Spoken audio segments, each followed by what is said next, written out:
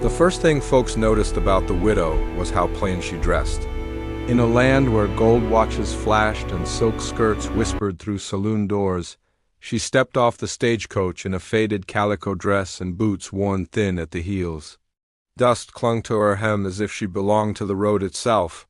No one guessed that the woman who paused at the edge of the town had once lived behind tall iron gates, or that her hands, now bare and roughened on purpose, had known the weight of silver and ease.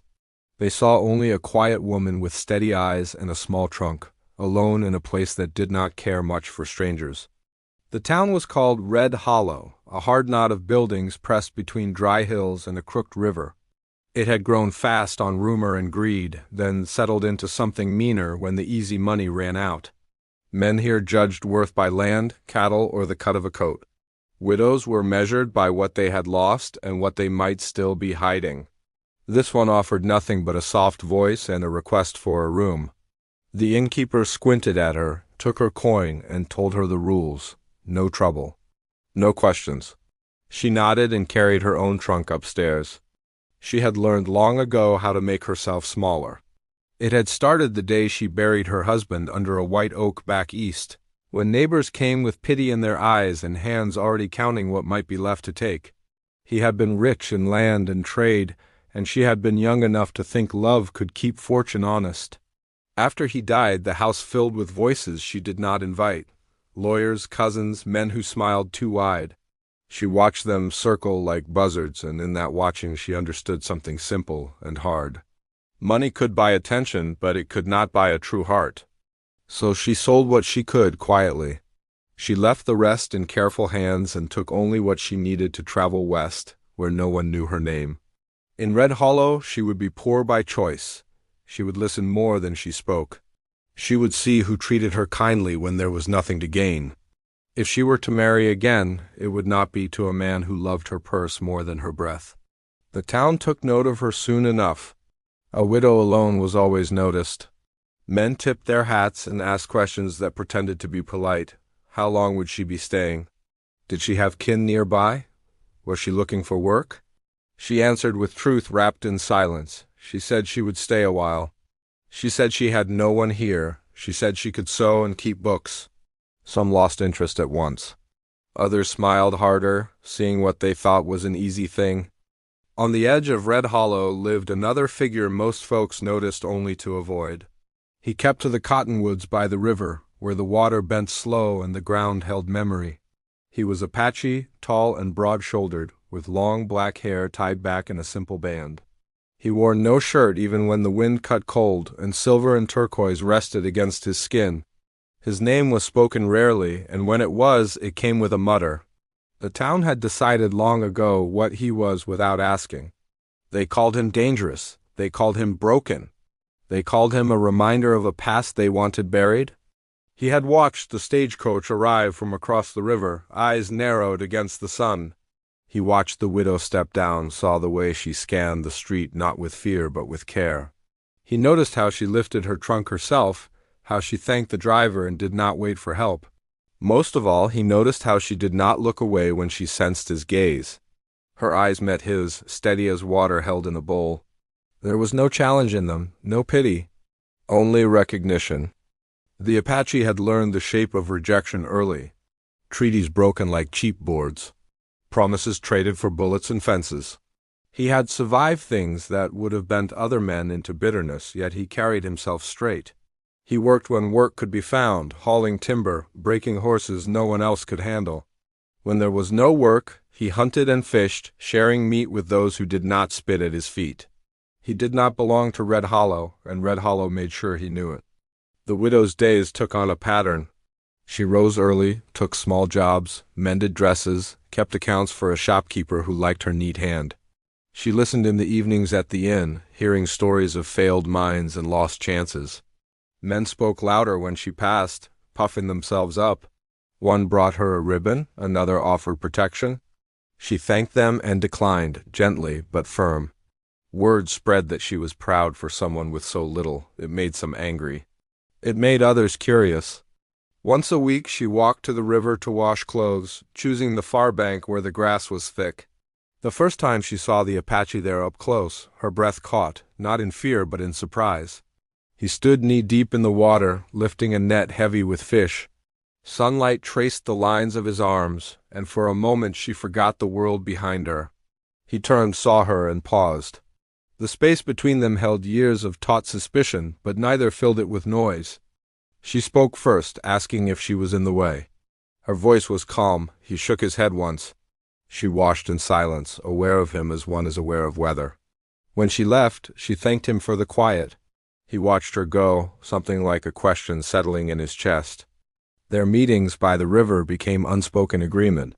They shared the space without ownership. Sometimes he brought extra fish and left them wrapped in leaves near her basket. She left bread in return. They spoke a little more each time. She told him she had come west to start over. He told her the river had many names and remembered them all. He did not ask about her past.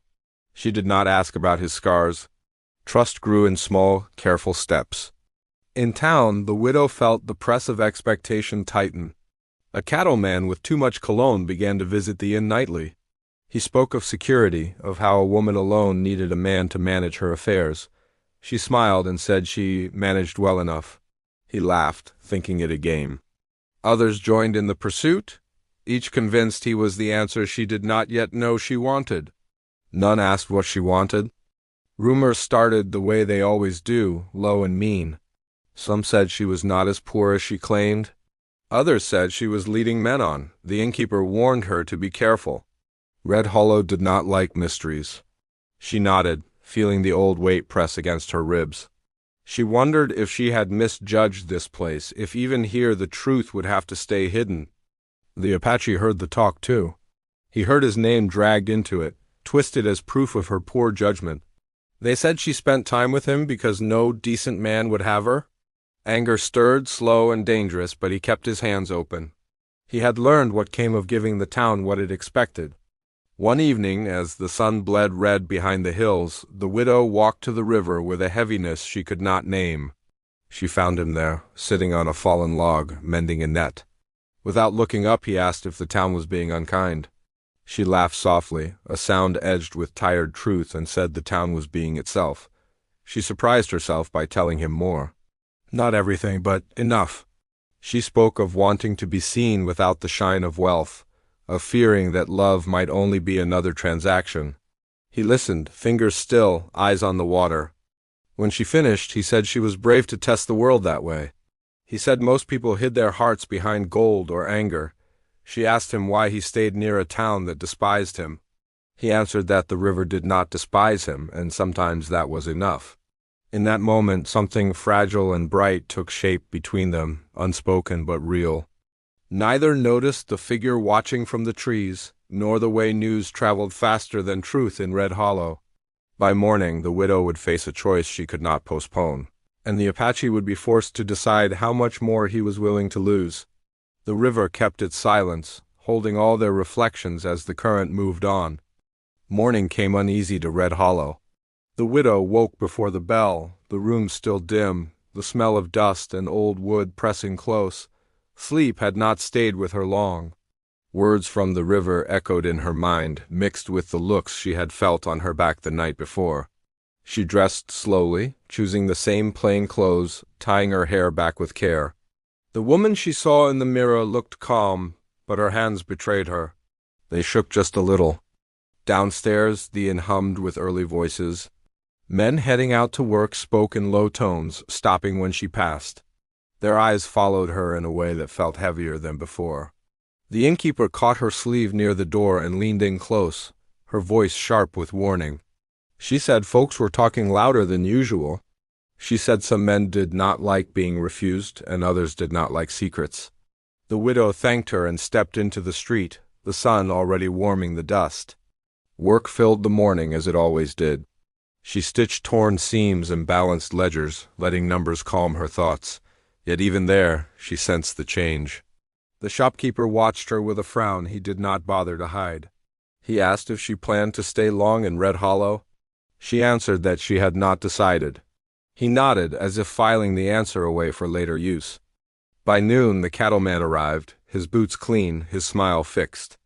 He spoke too loudly, letting others hear him ask again if she had reconsidered his offer. He said a woman like her should not struggle. He said he could give her comfort. She met his gaze and told him she was not for sale. Laughter rippled through the room, thin and sharp. His smile tightened. He tipped his hat and left, but his eyes promised the matter was not finished. Across the river, the Apache felt the shift without hearing the words. He stood on higher ground, watching riders move through town with purpose that was new. He had learned to read the signs that came before trouble. He thought of the widow, of her quiet strength, and felt a pull he did not welcome. Caring made a man visible. Visibility had a cost. That afternoon, a boy ran to the river with news meant to sting. He shouted insults he had learned from older mouths, then ran back laughing. The Apache did not chase him. He stared at the water until the anger eased into something colder. He wondered if the widow would come that evening, and if she did, whether he should tell her to stay away. She came anyway. The sun was low, painting the hills in gold and shadow. She carried no basket this time, only herself. When she reached him, she did not speak at once. She looked out over the water, then said the town felt smaller today. He answered that towns often shrank when fear took hold. She asked if he was afraid. He said fear was a companion he knew well. They walked along the bank, keeping a careful distance. She told him about the cattleman, about the way refusal turned to threat. She did not ask for help, but the words hung between them, heavy with need. He listened, jaw tight. He wanted to promise safety, but he knew promises could not always be kept. Instead, he told her that Red Hollow had a way of testing those who did not fit. He said the test was rarely fair. As dusk settled, a sound reached them from town. Voices raised, not in song but in argument. The widow stopped, her heart quickening. He placed a hand out, not touching her, but ready. The sound faded, leaving only the river's steady flow. She let out a breath she had been holding. She thanked him for walking with her. He nodded, watching her path until she was out of sight. That night, the widow opened her trunk and looked at what she had hidden there. Papers tied in oilcloth. A small pouch of coins heavier than it should be. Proof of a life she had chosen to set aside. She touched the edges, thinking of the men in town and the man by the river. She wondered how long she could keep the truth buried before it forced its way out. The next days brought more signs. Work dried up without explanation. Doors closed a little faster when she approached. Whispers followed her through the street. Once she caught sight of a stranger watching the inn from across the way, his coat fine, his eyes sharp. He looked like a man used to dealing in other people's business. When she turned back, he was gone. The Apache felt eyes on him too. Riders slowed when they passed his camp. Words were thrown like stones. He kept his temper, kept his distance, but the circle was tightening. He considered leaving, moving farther upriver where the land opened wide. Yet the thought of going without a word to the widow sat wrong with him. He had spent his life being forced from places. This time the choice mattered. One evening she did not come to the river. He waited until the light thinned and the air cooled. When she did not appear, unease crept in. He told himself she owed him nothing. Still, when night fell, he found himself crossing closer to town than he had in months. At the inn, voices spilled out, loud with drink. He stayed in shadow, listening. He heard her described in ways that twisted his gut. He heard plans spoken like jokes, laughter covering something darker. He stepped back before anger could betray him. He knew now that staying apart would not keep either of them safe. Inside, the widow sat alone at a small table, hands folded tight. She had refused another offer, this one edged with threat. She had seen the way men glanced at the door, as if expecting someone else to act. She thought of the river of quiet strength and felt a mix of hope and fear she could not untangle. When she returned to her room, she found it had been searched. Nothing was missing, but things had been moved. The oilcloth bundle sat where she had not left it. Her heart pounded. Someone knew or guessed. The past she had tried to outrun had caught her scent. She did not sleep. At first light, she packed what she could carry and hid the rest beneath a loose floorboard. She wrote a short note to the innkeeper, thanking her for kindness. She did not know where she would go, only that staying meant waiting for something to break. As she stepped outside, she nearly collided with the Apache. He stood there, eyes dark with concern. He said he had come to see if she was well. She looked at him, at the honesty he never hid, and felt the choice sharpen. She told him someone had been in her room. She told him she might have to leave. He listened, then said leaving alone would be dangerous. He did not say more, did not tell her what to do. He only offered to walk with her as far as she needed. The offer held no claim, no price. It was the simplest thing, and because of that, the hardest to refuse. Behind them, Red Hollow stirred, unaware of how close it was to losing the woman it had not bothered to understand, and how much it had already set in motion. The river waited, the hills watched, and the truth pressed closer to the surface, ready to test every heart it touched. The morning came pale and restless, spilling through the shutters and catching the dust motes in slow motion. The widow stood by the window, hands clasped around a cup she had not filled. Outside, Red Hollow stretched in thin lines of shadow and light, a town that seemed calm enough to anyone passing through, but she knew better. Every corner held whispers, every glance carried suspicion. She felt the weight of unseen eyes as if they pressed against her chest. She could not stay. Not yet, not until she understood who she could trust. Across town, the cattleman gathered with a few others in the main street, boots clapping against the boards, voices low and sharp. Their talk was careful, layered with hidden meanings, but the intent was clear. They saw her as a prize or at least a puzzle. None had guessed that she was neither fragile nor empty. She had learned early how to carry the weight of her choices without letting it show, and that skill had kept her alive. They underestimated her, as everyone did, and that gave her an edge she was willing to exploit. Meanwhile, the Apache moved quietly along the riverbank, the air stiff with early frost. He had watched the town more closely in the past hours, noting riders leaving for distant ranches, windows opening only to shut again. Something had shifted. He did not know if it was rumor, malice, or simply the pull of someone noticing a woman who did not belong to their expectations. He did know that danger was coming, and that he could not let her face it alone. The widow made her way to the small market near the edge of town, choosing streets where fewer eyes would follow.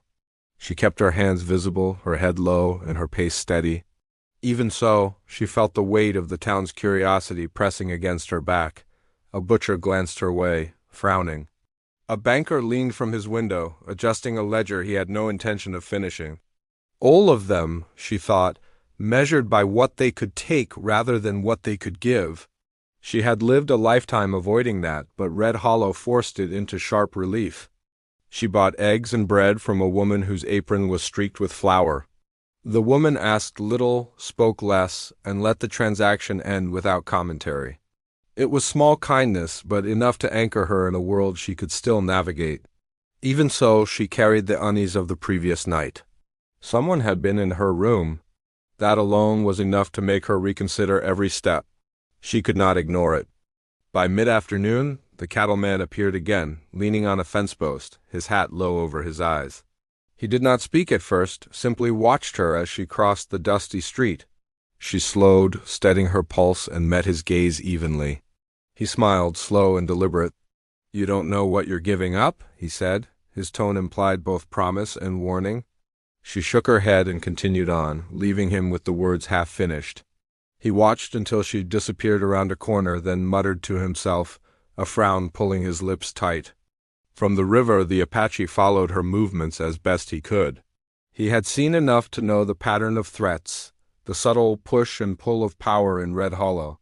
He had survived far worse than gossip and misplaced attentions, yet something about this woman stirred him differently. He recognized the stakes without needing to hear the words. She had made herself vulnerable, and he would not allow the town's schemes to take her without warning. The widow returned to the inn as evening settled, the air sharp with cold.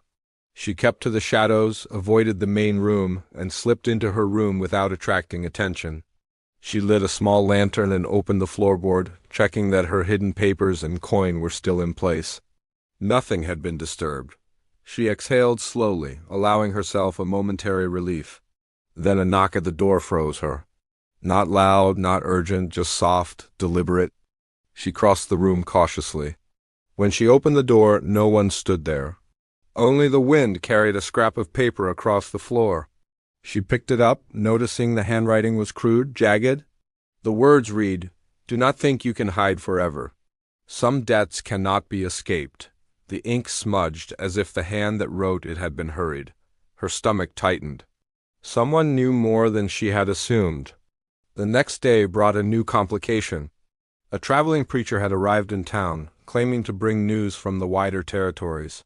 He spoke of wealth and sin, of judgment and redemption, and his words carried a sharp edge. The townsfolk listened, nodding and murmuring, but the widow noticed his eyes on her, quick and calculating. He asked after her well-being under the pretense of concern, probing with questions that made her skin crawl. She answered politely but avoided revealing anything of substance. The preacher's gaze lingered longer than etiquette allowed, a shadow stretching across her conscience. Meanwhile, the cattleman had not gone away. He organized others, forming a loose circle of influence among Red Hollow's men, subtle but effective. They watched her routines, guessed her paths, and whispered behind hands that trembled only slightly. They were convinced she would give in, that the game of pretending poverty could not last. She had no illusions about their patience or their motives. What she did not know was how quickly they might act once the right moment arrived. At the river, the Apache weighed his options. He could confront the threat directly, but that would risk exposing both of them. He considered warning her, yet even words carried risk. He had learned long ago that the most dangerous enemies were often invisible until they acted. He kept watch nonetheless, tracking the patterns of the town, noting riders who lingered too long, doors that opened and closed suspiciously. He was patient, as he always had to be, and patience was a tool as sharp as any weapon. The widow spent the night in restless thought, piecing together the fragments of threat and rumor. She considered leaving Red Hollow entirely, but the town had a grip that was subtle yet firm. Departure could provoke more than it solved. She reflected on the Apache, the quiet presence that had become her unspoken anchor. Perhaps he could help, but he was a figure of mystery and caution himself. Their trust was delicate, built over moments and small gestures. She could not assume it would protect her from a town that measured every action against opportunity. By the third day, the widow noticed changes in others' behavior.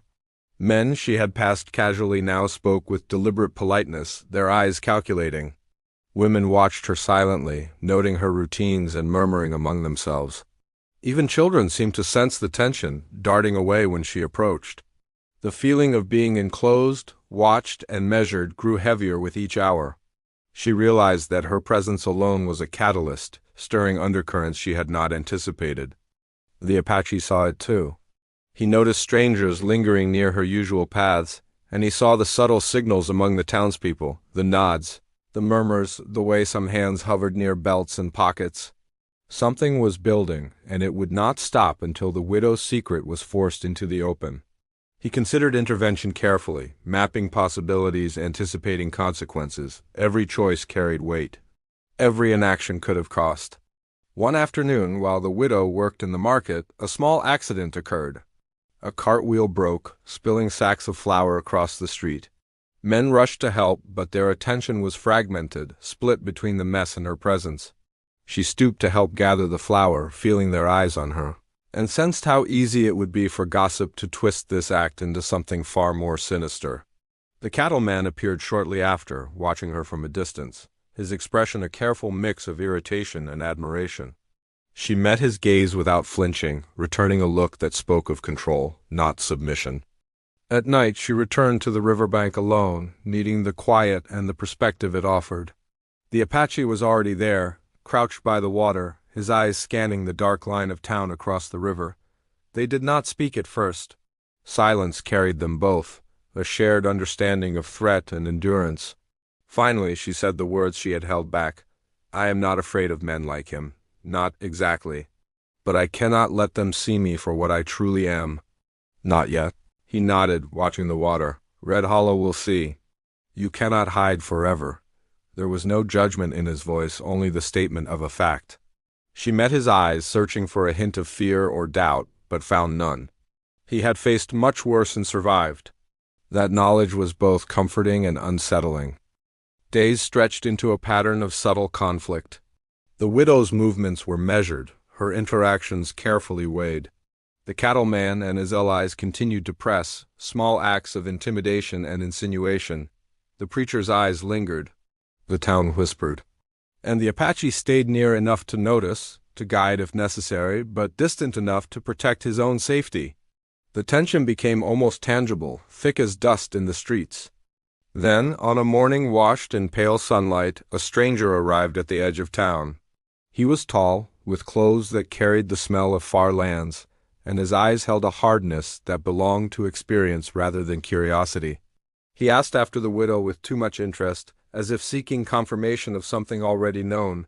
Red Hollow's inhabitants, ever eager for story and spectacle, pointed him in her direction, and word traveled fast. The widow sensed the change immediately. This was not idle curiosity or desire. This was calculation. The Apache watched from the river, noticing the man's approach. The careful way he asked questions, the subtle challenge in his movements. He realized the widow was no longer only facing the men of Red Hollow. She was about to encounter forces she could not predict, and some might come with intentions far darker than simple pursuit of wealth or marriage. The stakes had risen. That evening the widow did not go to the river. She stayed in her room, checking her floorboard, counting coins, and rereading letters she had received from friends far away. She considered writing to the Apache, sending word for help or counsel, but even the act of sending a note felt dangerous. Outside, the town settled into the uneasy quiet that always came before nightfall, but the air carried anticipation, the sense that something unseen was about to act. As darkness fell, the widow lit a small lamp and sat by the window.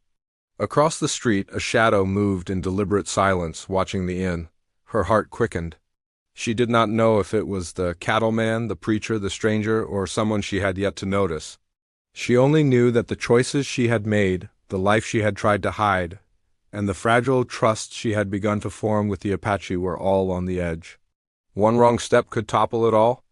And in the silence the river whispered below, carrying reflections of two figures who had begun to see each other clearly, even as the world around them gathered in secret, ready to test every truth they held. The night ended with no resolution, only the tightening of a tension that could not be ignored, and the knowledge that Red Hollow was no longer a backdrop. It had become a force, one that would press, probe, and challenge the widow's resolve, and the Apache's commitment to stand beside her, whether she asked for help or not. The first storm had formed. They could only wait and prepare. The morning air carried an edge, sharp and metallic, as if the hills themselves were watching Red Hollow. The widow rose before dawn, her hands cold, her mind restless. Sleep had been a stranger, leaving her aware of every creak in the inn, every shadow sliding across the floor. She dressed quickly, keeping to the plain calico she had come to favor. There was no need to attract attention today, and yet the world seemed to insist on noticing her. She checked the floorboard once more. Nothing had been taken. Nothing yet. Outside, the town moved with a cautious rhythm. The cattleman and his allies were already in the street, boots tapping against boards, eyes searching. There was a calculation in their glances, a hunger that had gone beyond idle interest. They had begun to sense her independence, the strength she did not hide but disguised as quiet humility. Red Hollow's men were clever in small ways, and cleverness could become dangerous when tied to desire. Across the river, the Apache watched as he always did. His eyes traced the same streets she walked, noting the subtle shifts in movement and behavior. Today was different. He could feel it in the way doors opened a fraction too slowly, in the way conversations paused when she passed. He had learned to read warning signs before they became threats. The wind carried whispers to him, and the smell of smoke from the far hills told him others were coming. He did not know if it was rumor or danger made flesh, but the tension was thick enough to taste. The widow made her way to the market, moving through the alleys with care. She greeted the butcher and the baker with smiles that were polite but wary. Each nod carried scrutiny, each glance measured. The preacher had returned, speaking to anyone who would listen about virtue and sin, yet his eyes often found her, sharp and probing. She felt his judgment like a weight on her shoulders, and she resisted the instinct to retreat. Red Hollow had a way of testing the brave, and she had come too far to falter now. At the river, the Apache waited, as he always did, crouched behind a stand of willows. He had watched the widow leave the inn, noting her careful movements. His presence was invisible, a silent guardian.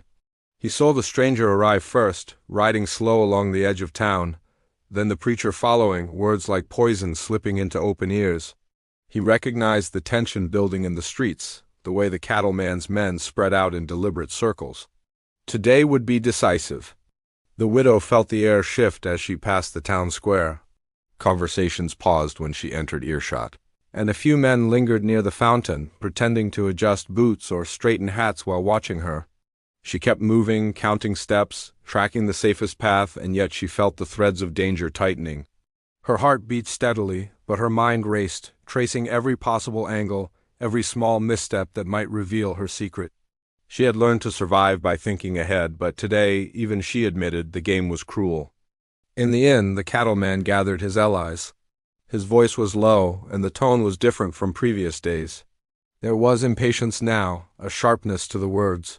"She thinks she can fool us," he said, gesturing toward the widow's empty room. "Time we see who she really is." His men exchanged glances, each understanding the implication. The small town had become a stage, and she was both performer and prize. Yet they did not know she had allies, silent and watchful, who understood far more than they guessed. By afternoon, the widow had returned to her room, hiding her papers and counting coins once again. She heard the quiet stir of voices outside, low and intent. Someone had come to town seeking more than gossip. The air itself seemed to hold its breath. She considered leaving, but escape alone could bring confrontation. The choice was no longer whether to run. It was whether she could stand, meet what was coming, and survive. The Apache moved closer to the town, staying just out of sight, tracking the cattleman's movements. He noticed the stranger lingering at the far end of the street, eyes sharp, hands twitching near his belt. The preacher had changed tactics, weaving himself among the women in the square, using moral fear to stir opinion. And all the while, the men of the town circled like shadows, waiting, testing. He counted them silently, noting patterns, measuring risk. Today, every instinct told him would be the day of truth. The widow left the inn again, carrying only what she needed, her steps deliberate. She paused at the fountain in the square, pretending to consider the cracked stone while watching the movements of the townsfolk. The cattleman approached, hat low, smile tight. He spoke in tones measured to charm and intimidate, but she answered evenly, words careful, eyes unwavering. Men nearby shifted, sensing the confrontation, but none dared intervene. At the edge of town, the Apache stepped into a clearing, watching the windows and streets. He could see the tension, feel it in the air. He tracked every motion, noting who followed, who lingered, who whispered. The widow's secret, her wealth, her independence, all were invisible threads in a web, ready to be pulled. He understood the danger. He also understood that this woman had already survived more than most men in Red Hollow could imagine. As afternoon bled toward evening, the widow sensed the moment was near. The cattleman's patience had worn thin. The preacher's moral questioning had shifted to direct interference. The stranger had circled twice, gauging reactions, noting patterns. Red Hollow itself seemed to hold its breath. She moved toward the river, following the path she and the Apache had walked many times before, a place of quiet they had claimed by agreement, if only temporarily. The Apache saw her first. He stepped from the willows, silent as wind through the reeds. She looked up, recognition passing in her eyes, relief mingled with worry. He did not speak, only offered the small gesture of presence, a shield without claim. She nodded, understanding the meaning without words. Danger was coming, but they were not alone. From the town, a shout cut the quiet, loud and sharp, carrying across the distance. The cattleman had spotted her. Others followed quickly, riding and running, their numbers growing, intent clear. The widow did not falter. She moved toward the river, toward the narrow path where trees and shadows offered some cover. Every step was measured, every breath controlled. Yet she could feel the tension building in her chest, her pulse marking the rhythm of a storm approaching. The stranger had joined the group, his eyes calculating, aware of the Apache's presence on the bank. The preacher, now caught between moral authority and ambition, raised his voice calling the widow back, warning of sin and danger as if words could cage her. But she ignored him. Her focus was the path, the river, The man waiting in shadow, who had already begun to understand her heart in ways no one else could. Men shouted, boots striking dirt and boards. The cattleman's face twisted in frustration and desire. He stepped forward, hand hovering over the weapon at his belt, and others followed, their own impatience breaking their caution. Red Hollow's quiet days had ended. The streets had become a stage for confrontation, and the widow was at its center, calm yet unyielding, hiding the fire beneath a careful mask. The Apache's eyes tracked every movement, noting who carried what, who hesitated, who advanced. He stepped closer, muscles coiled, ready to intervene but not yet revealing the full force he carried. He had learned patience in the wilds, in battles where misstep could mean death. This was no different, though the danger was layered, subtle, and human. The widow's life, the truth of her wealth, and her hard-won independence were all on the line. The widow reached the narrowest part of the path along the river, trees pressing close on either side. The cattleman and his men were only steps behind, shouting, waving, trying to intimidate. The preacher called out, voice rising, a mixture of fear and authority. The stranger lingered, calculating the cost of action versus observation. She paused, taking a deep breath, feeling the weight of what had come before, the danger of now, and the uncertainty of what would follow. The Apache stepped fully into view, moving with silent authority, eyes fixed on the approaching men. He did not speak. Words would not stop this. Only presence, only readiness, only the quiet understanding of what could happen if anyone overstepped. The widow looked at him, heart steadying, pulse aligned with the calm strength he carried.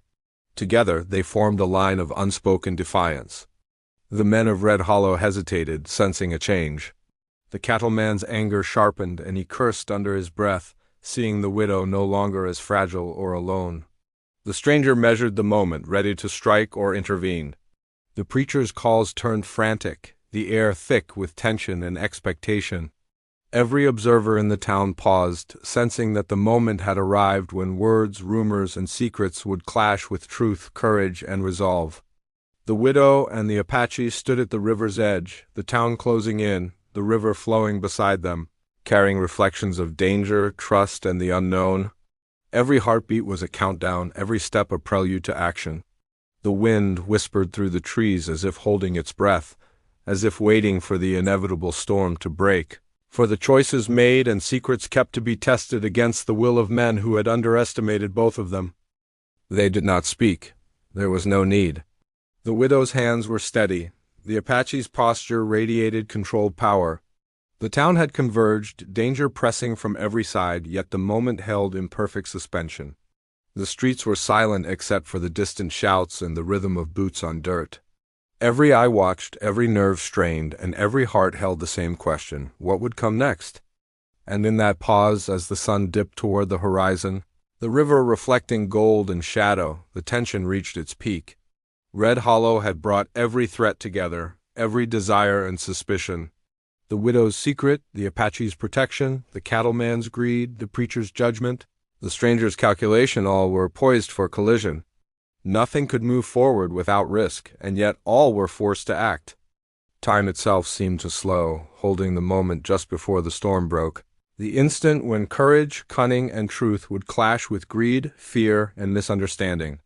The widow's pulse echoed in the quiet, the Apache's gaze was sharp. The town waited. And the next step, small yet immense, would decide everything that had been set in motion, bringing them to the edge of revelation, danger, and the possibility of a new beginning.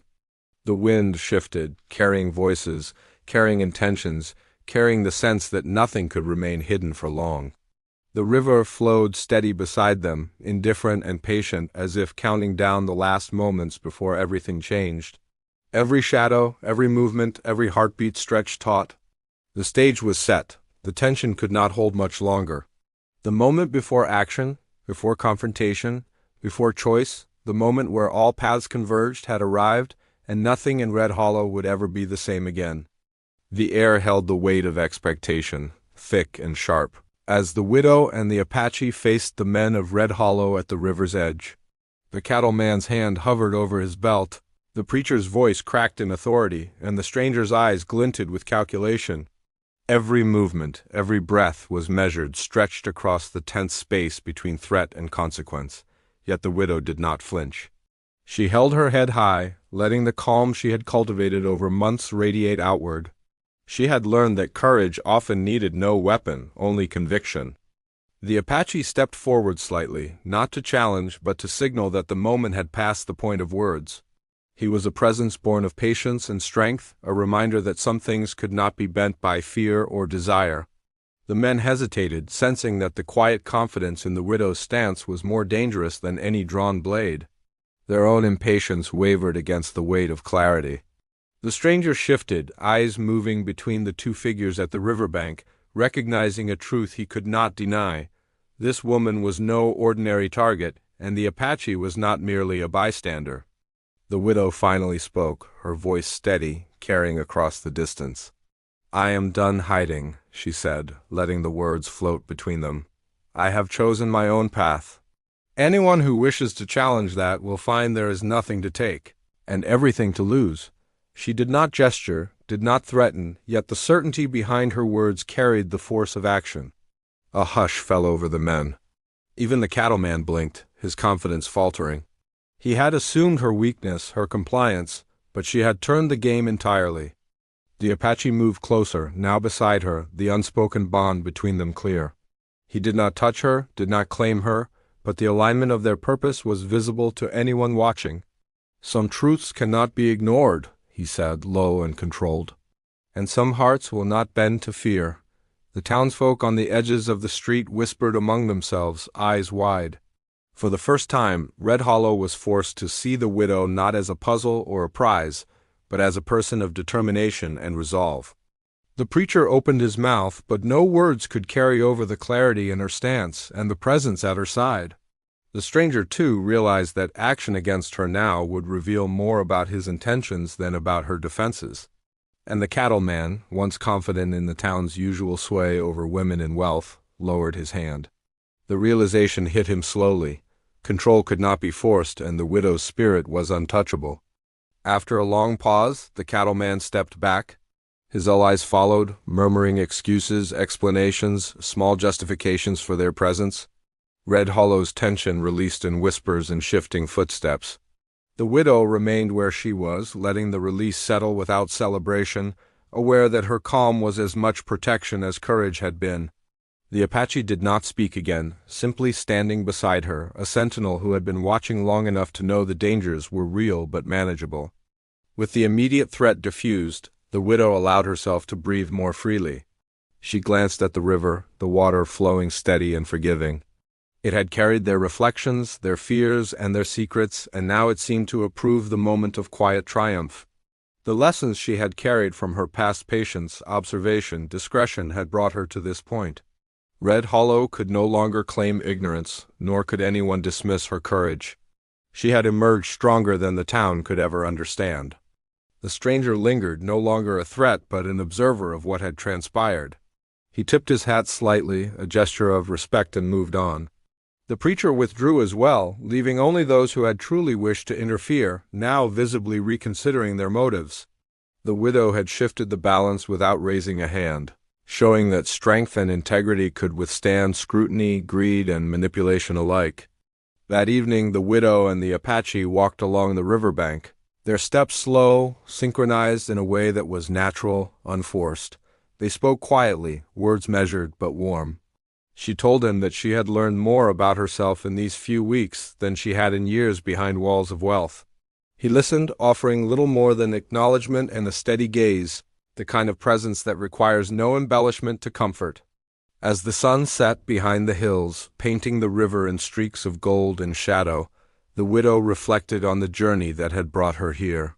Pretending poverty had not been easy. It had forced her to confront her fears, to measure intentions, and to trust instincts honed over years of caution. But it had also shown her who she could rely on, who could see her true heart beyond the masks she wore for the world. And for the first time in a long while, she felt hope that her life could follow her choosing rather than the expectations of others. The Apache spoke then, his voice calm but steady. "You were never alone in this, even when it seemed that way." Strength is in those who see clearly and act with purpose. She smiled faintly, understanding that his words carried more than praise, they carried recognition, understanding, and a quiet bond forged in vigilance and respect. The river continued to flow, unconcerned with past wrongs or the town's plans, indifferent yet constant. Back in Red Hollow, life returned to its measured rhythms, but with subtle shifts. The cattleman avoided the widow, retreating to his ranch, his pride wounded but tempered by the lesson he had received. The preacher's words softened in tone, his authority challenged in ways he had not anticipated, and the townsfolk, previously eager for spectacle, began to look at her differently with a mix of respect and curiosity. Rumors persisted, of course, but they now carried admiration instead of suspicion. The widow continued her work at the market and the inn, but with a new sense of freedom. She no longer needed to hide entirely. Small gestures of kindness from neighbors who had observed the confrontation found their way to her. She was no longer merely a figure of curiosity. She was part of the town in her own way, chosen on her terms. Every interaction was measured, yet lighter, unburdened by the fear that had once followed her steps. The Apache remained a quiet presence. He did not intrude, did not claim authority over her, but his vigilance was felt, a reassurance that the past and the present could coexist without fear. Over time, their conversations grew longer, deeper, exploring trust, shared memories, and small dreams. They did not rush, for both knew that the strength of connection lay not in haste but in steady understanding. One evening, as the sky turned a deep orange and the river reflected every streak of light, the widow paused at the water's edge. She looked at the Apache, understanding that their journey had brought more than protection, it had revealed compatibility, trust, and the possibility of love that respected freedom rather than demanding it. The quiet moments by the river, once a refuge, had become a place where truth could be shared without fear, where hearts could align without pressure. The widow's reflection in the water showed someone who had survived tests of wealth, deception, and threat, yet had emerged wiser, stronger, and more certain of herself. She realized that the pretense of poverty had not been a trap, but a tool, a way to measure others, understand intentions, and find those capable of seeing her true self. It was an education in trust, judgment, and discernment, one that had brought her to clarity at the exact moment it mattered most. The Apache spoke softly. Red Hollow tested you, but you stood firm. You chose the path of truth, even when hiding seemed easier. She nodded, understanding that the battle had been as much internal as it had been against the town. She had faced fear, challenge, and judgment, and had emerged not only unscathed, but strengthened. His recognition was quiet, steady, and it needed no flourish. Days turned to weeks. The widow and the Apache continued their walks by the river, now with occasional shared smiles and laughter. The town settled into a rhythm that accepted her on her terms. The cattleman, the preacher, and the stranger became footnotes in the story of her arrival. Red Hollow had learned that strength could not be intimidated, that integrity demanded respect, and that a heart, once true, could not be taken by force or fear. The widow found joy in small routine shopping for the market, helping neighbors with repairs, tending her room at the inn, and sharing moments of quiet conversation with the Apache. There was a sense of peace, earned through vigilance and perseverance, but it was not stagnant. The river flowed steady, carrying away past threats and leaving space for possibility. The widow understood that happiness was not a prize granted, but a life chosen, step by step, heart by heart. One morning, she stood by the river alone, reflecting on all that had passed. The Apache arrived, quiet as always, standing a respectful distance. She spoke first, words filled with gratitude, understanding, and quiet triumph. He answered with no promise, only acknowledgement. They understood each other without need for grand declarations. In the stillness, surrounded by flowing water and distant hills, there was completeness, a harmony of trust, respect, and the possibility of love unburdened by the past. Red Hollow continued to thrive in its small way, but now with a new respect for the widow who had chosen her own path. Life flowed on, measured by work, effort, and community, yet shaped by the presence of someone who had walked through fear and emerged free. The Apache remained near, not claiming, not imposing, simply present, and the bond between them grew steadily, anchored in trust and shared experience. In the quiet evenings, when the sun sank behind the hills and the river caught the last light, the widow and the Apache would sit together, speaking softly, laughing occasionally, and enjoying the freedom they had earned. The trials had passed, leaving lessons in resilience, discernment, and the power of standing firm in one's truth. And as the stars appeared over Red Hollow, reflecting in the river's calm surface, the widow felt a deep sense of peace. She had survived the tests, kept her heart intact, and discovered that love, respect, and trust could be found in the unlikeliest of places. The story of the rich widow who pretended poverty ended not in conflict but in understanding. The Apache, once shunned and feared, had become her protector, confidant, and companion. Red Hollow had learned to respect courage and integrity. The cattleman and the preacher retreated, their lessons learned through observation rather than confrontation. And the widow, finally free to live and love without pretense, found joy not in wealth or status, but in truth, connection, and the quiet victories that shaped her life. As the river flowed on, reflecting moonlight and stars, the widow knew that every choice, every careful step had led to this moment. She had faced threats, deception, and expectation, and had emerged stronger, wiser, and happier. Her heart had been seen and understood by one who mattered, and in that recognition lay the truest form of victory. Red Hollow, with its streets and whispers, had changed too, learning that true strength comes from courage, integrity, and the willingness to trust the right person at the right time. And in the end, the widow walked beside the Apache along the river, side by side, free from fear, free from pretense, and finally at peace, knowing that life could be lived fully when truth guided the heart, courage steadied the steps, and love was earned through understanding rather than possession. The sun dipped low, the river shimmered gold, and the town of Red Hollow settled into quiet respect, leaving the widow's story not as legend, but as living proof that strength, honesty, and patience always find their reward.